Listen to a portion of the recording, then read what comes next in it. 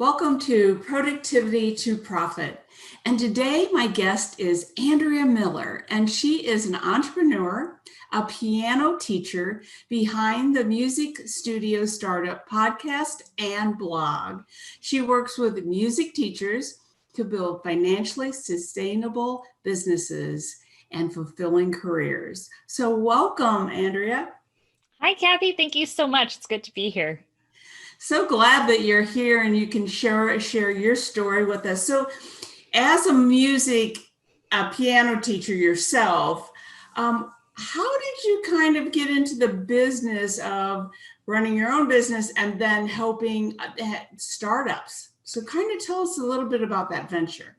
Yeah, it's an odd combination. And actually, my passion for business came before my passion for music. So, as young as 3 or 4 years old, I told my parents I wanted to open a used car dealership when I grew up. That was my ambition.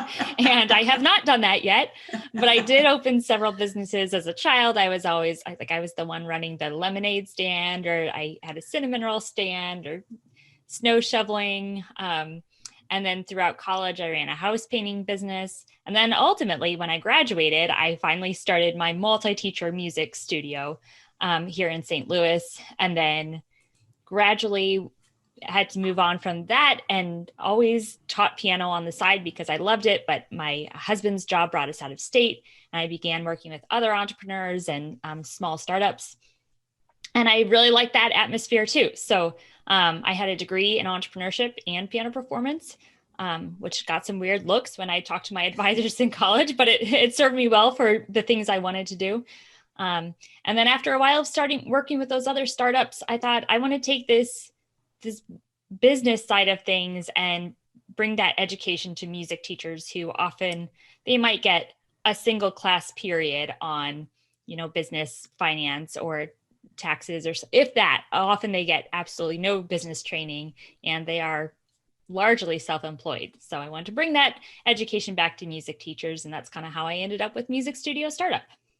Awesome. Well, I know you and I've talked a little bit about that when you interviewed me on your blog. And, small business owners, sometimes they start off because they know their tool, they know their trade, they know this case, they know their music, right? Mm-hmm. But they don't know the side of businesses. So tell us a little bit about I know you work with your clients regarding their values and really getting a clear vision of that. So can you kind of walk us through that a little bit? Sure. Yeah. When I'm coaching clients, I find that everything comes back to values at the end of the day, how they run their business, their priorities in life that might influence, how much they want to work or how little they want to work or what part they want the business to play in their life. And I think those values are those things that influence what we do and why we do it. So, Thanksgiving is next week and it's COVID, so things are weird this year, but I value my family. And at times that meant driving 12 hours to see family. And, sometimes doing the thing that doesn't make rational sense, but it's just because it's that strongly held value. And when I'm working with clients, I want to know what are those strongly held values that they have that influence what they do in their business. And I also I think having that clarity of what is important to them helps them even market their own businesses, their own studios in the case of my clients, and make decisions throughout their just business life. Right. Well, I know that values, when I learned about values and I learned about how they really affected myself, my personal life, and my business life, when I use them to make decisions, it made making decisions a whole lot easier. And so do you recommend that they have one set of values or a set of values for their personal and then a set for their business? Sometimes it can be complicated when you're self-employed and so much of your personal life is wrapped up in your business. So I think it kind of depends on the person. Often I'll have my clients go through an exercise. I give them a printout of over 100 adjectives that might describe a value they have. And actually, I shared that sheet with you. I think you're going to share it with the listeners or viewers. So And I'll have them go through that. And I say, you might go through it for your business and for you personally, just to maybe there will be some overlap, probably. But it might help in both areas of life, both in your personal decision making and prioritizing and in your business. So both. Yeah. Well, I agree with you. So I will have my, clients, when I do that exercise with them, do it personally and then for their business. And when I had a whole team, we each did our own personal, and then we all did them and created them for the business, as a team. And I've worked with like partners in a business, and it was really good for them to see what other people valued. And then they could understand why there might be some conflict, might be, Sure. and then how they can come together and form some values through just really knowing where they want to go with their business. You bring up So a really good point with partners, because often we're not aware of our values. We haven't identified them, even though we're operating from them. And if you've got a partner situation in a business, one partner might say, well, of course, we're going to make this decision because there's some underlying value influencing that. And the other partners thinks that decision isn't so obvious. And when you go back to the basics and figure out, oh, it's because I thought we were valuing this thing and the other partner thought they were valuing this other thing. And you can reconcile those, I think, by going back and identifying them. So if we begin identifying our core values, how does identifying those values help in the practical sense of running a business? Yeah. So I mentioned decision making, and I think that for me, that's been the biggest thing, and both on a small scale and on a large scale. So often with my clients, they're music teachers, and kind of the standard piano or violin lesson is 30 minutes a week. And they might say, I've got too much stuff to cram into 30 minutes a week. And I have them go through that exercise and say, well, what's important to you as a teacher? What's important that your students are getting from their lessons? And they might decide that some things that they thought were important are not. So for my studio, it's one of my most important values is developing curiosity in students. And when I realized that that was my value, I could let go of a lot of things. Like, instead of preparing my students for many, many competitions each year, which take time and lessons, I could kind of set that aside and instead have more space in lessons to be curious about the piano or the music they're learning. So it helped on a really small decision like that, like how to structure the time I have with my students. And I see teachers, my clients, benefiting from that too, on those just small decisions. But I've also seen it impact big decisions, and one in particular, like evaluating opportunities, because sometimes we get more opportunities than we can actually handle, and they might be great opportunities. One example that I experienced was when I had my multi-teacher music school. I had the opportunity to partner with another organization and offer travel lessons. So I was going, the opportunity was for me to provide teachers who would travel to different students' houses. But fortunately, I was clear on my values at that point, and I knew that one of the things I really wanted in my music school was to develop community. And I wanted students to know each other, because that was something that I thought was lacking in my early music education. And so I wanted students to pass in the halls and, have opportunities to play together. And I thought, as I was thinking about this opportunity to do travel teaching, I thought, that's kind of contrary to this idea of building community. There won't be those opportunities that I think are really important and are something that I pitch when I'm talking about my studio. And so ultimately, I decided to turn that opportunity down. And at the time, it was not, even though I knew the value, it was still not an easy decision. It felt like I was giving something up and maybe losing out. But I know it refocused my business in really helpful ways. So I totally agree with you. And so when someone is trying to, sorry about that. So when someone is trying to make a tough decision, do you have a process that you use around the values? Yeah, I'll usually well, after I've had the teachers go through that list and kind of identify some themes, then we talk about like, what is this? What does it mean that you value creativity or wholeheartedness or whatever the words are that they kind of gravitate towards? And then I might ask them about when they've experienced that. Like, did you have a situation where that came to fruition, where you really experienced or lived out that value? And then we just kind of process through this upcoming situation with that background in mind. Okay. Yeah, I know that for myself, it really has been a huge asset. I think it's an asset when you know what your values are, because when you're trying to toss between a decision, to be able to say, does that reflect or guide you in your, decision making, it just makes it so much easier. So if somebody's, so do you have a process when going through that worksheet that we're going to share with everybody? Is there a process, or is it they just pick Yeah, which it's a ones they lot of want? words. So I usually just give them, I might send it home or like have a pre-work activity before our meeting. And I say, go through it quickly and just circle everything that resonates with you. And then go back through a little more thoughtfully and look for patterns or themes that kind of come out of those. And usually they come up with 3 to 5 themes. And then, and from there, we then like pick one keyword out of that theme that kind of identifies the whole thing, because a lot of the words might fall into a cluster and kind of grouping.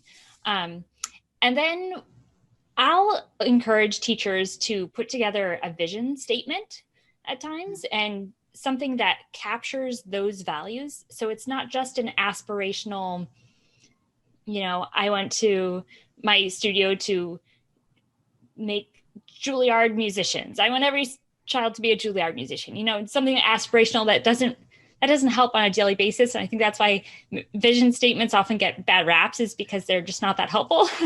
So, after we've identified some of those themes, then I encourage them to put together a vision statement or even just a short mantra, something that can easily be recalled with those values inside of it, so they can keep it top of mind, even frame it and put it on the wall near their desk where they can refer back to it. And when they reach those moments of decision making, they can refer to that thing on the wall and say, well, I could do this, but it just isn't quite aligned with my values. And it's just jogs their memory by having it front of mind. Right. I think it's really important to keep them up front. I love the idea about making a mantra around those, because then it makes it easy to remember and create. So that's an awesome idea, because I think it's for me and for my clients, as we have used it. I think it just really makes it so much easier when you can just at the top of your mind say, okay, this does not, or it reflects, or it does not reflect. So it makes your decision making so much easier. And it's not that generally I found, I don't know about you, but I have found that, generally, if you really, really take the time to work through that worksheet and get it narrowed down, those are really true who you are at the core. And that's what really inspires you. So, do you see that they change much? I haven't seen that in the past, but I kind of wanted to ask you if you see that they generally change for people, or they're pretty much, stuck with the ones that they choose at the beginning. Yeah, that's an interesting question. And I do work with a lot of young teachers, either in college or just out. And I do encourage them to, like, don't worry about getting this right. I mean, there is no right, but Right. don't worry about having it, whatever right would be, in their mind at the very beginning. Just do it, live with it, see how it works in your daily life. And if you feel like it's guiding you to decisions that don't make sense, then you might have misidentified a value. And so go through it again in 6 months or a year. And I think with the younger, clients of mine in their 20s, it might change a little bit more, but by the time they're 30, especially if they've been kind of intentionally thinking about this for a few years, I think it really does gel, like you described. Like, it doesn't change a whole lot once you've kind of gotten past that stage of doing what you think you should do or what other people seem to be telling you to do, and kind of coming into your own confidence. Okay, great. And well, I love that idea because, to not feel like you're stuck with those if they aren't working for you, if they're not gelling for your decisions and helping you make the right decisions for your business. So that's great. So is there any pieces of advice, for someone who's starting out in a business that you have found that has been really beneficial for yourself or for your clients? Oh, in regards to values or just generally? Yeah. Yeah. Well, one thing that helps me is just taking a look at my calendar through the lens of values. And if I see that, I can do this in a lesson, like on that small scale, what does my curriculum look like for this lesson? And if I don't have that space for developing curiosity or these things that are important to me, then just, questioning that. But the calendar is a really revealing thing. Calendar and budget too, like how we spend our money and how we spend our time, our most limited resources.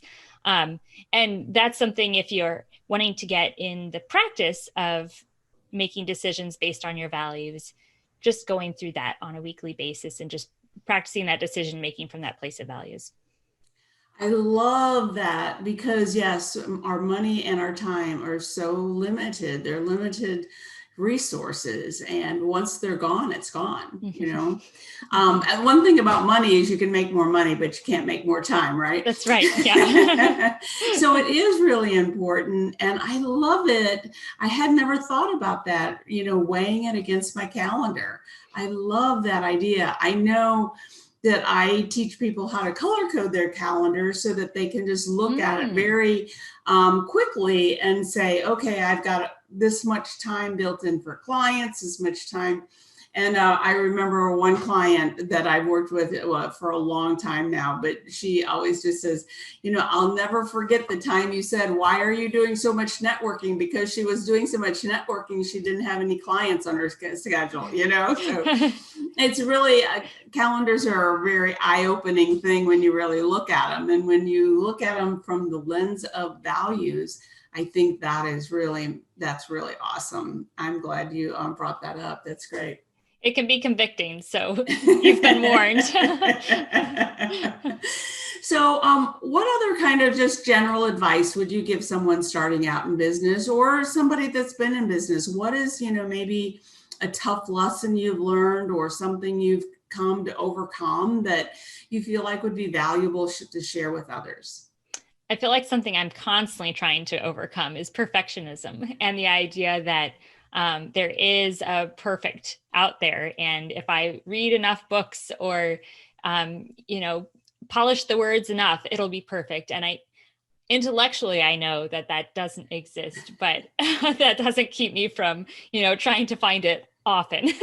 And so I'm always reminding myself of that, the Voltaire quote, the perfect is the enemy of the good.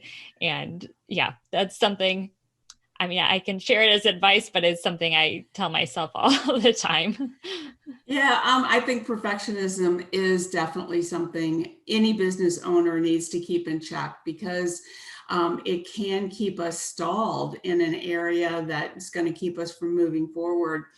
I like to use the wording of, instead of looking at it of trying to be perfect, think about being a master of what you are. And a master every day might be at different levels. Even no matter what he's a master in or she's a master in, their mastery is at different levels at different days for different reasons.